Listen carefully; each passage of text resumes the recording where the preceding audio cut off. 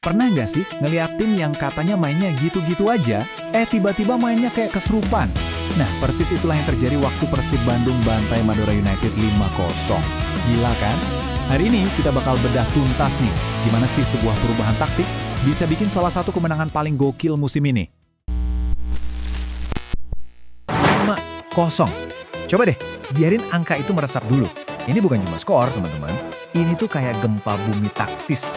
Semua orang yang mikir tahu cara main Persib langsung kaget semua. Dan kutipan ini, wah ini ngena banget. Entah ini dari pengamat bola atau fans yang shock, tapi ini benar-benar pas. Ini bukan lagi ngomongin 3 poin doang. Ini tuh kayak sebuah pernyataan sikap. Nih lihat, kami bisa main cantik. Bener-bener jawaban buat yang ragu. Oke, biar kita benar-benar paham kenapa kemenangan 5-0 ini seheboh itu, kita harus mundur dikit. Kita perlu tahu dulu, Persib sebelum laga ini tuh tim yang kayak gimana sih? Jawabannya mungkin bikin kalian kaget.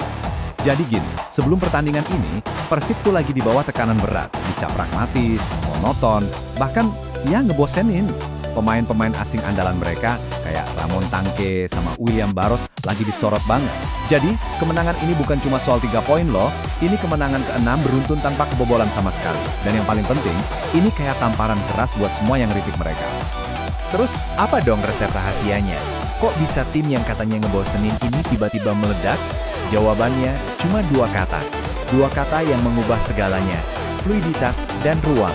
Fluiditas itu apa sih? Gampangnya gini, para pemain tuh nggak diam di posisinya aja. Mereka tuker-tukeran posisi terus, gerak terus. Tujuannya apa? Ya buat bikin bek lawan pusing 7 keliling.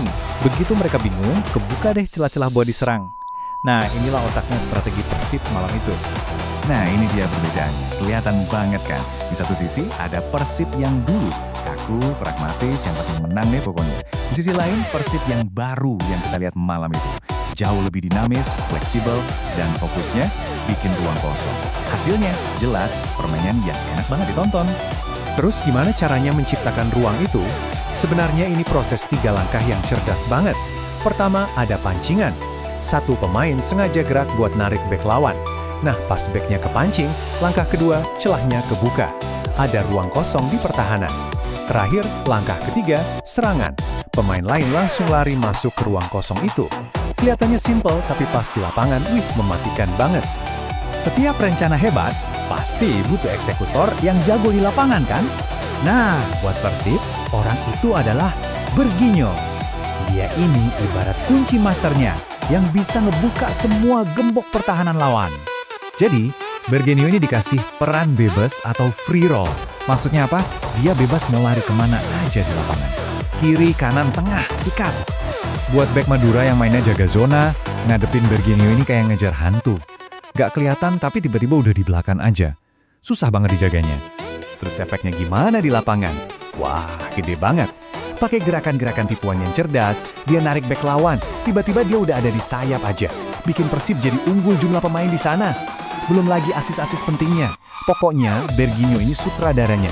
Dia yang atur tempo, bikin pertahanan Madura kocar-kacir, dan ngasih panggung buat teman-temannya ngegolin. Nah, sekarang kita coba lihat dari sudut pandang yang beda. Gimana sih serangan super cairnya Persib ini bisa bikin benteng pertahanan Madura United sampai hancur lebur gitu? Babak pertama itu bener-bener kayak badai. Coba lihat deh, baru menit 13, gol dari Ramon Tangke.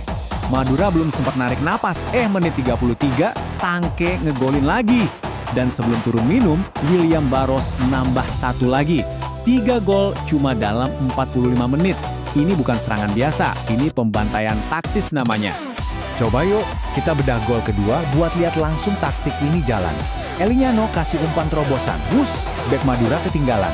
Terus Berginyo lari ke ruang kosong, gak ada yang jaga sama sekali.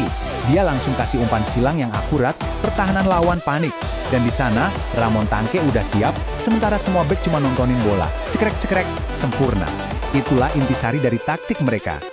Jadi, apa yang salah dari Madura United? Singkatnya, semuanya. Koordinasi mereka hancur. Mereka terlalu sering nonton bola. Jadi fokusnya ke bola, bukan ke pergerakan pemain lawan. Mereka selalu telat, cuma bisa bereaksi, nggak pernah antisipasi. Paling parah, formasi 5-3-2 mereka itu ninggalin lubang gede banget di sisi lapangan. Dan Persib tanpa ampun manfaatin itu terus-terusan. Oke, setelah kita bongkar semua ini, sekarang muncul satu pertanyaan gede. Jadi, ini artinya apa buat Persib ke depannya? Pelajaran paling pentingnya apa? Pertandingan ini tuh jadi bukti.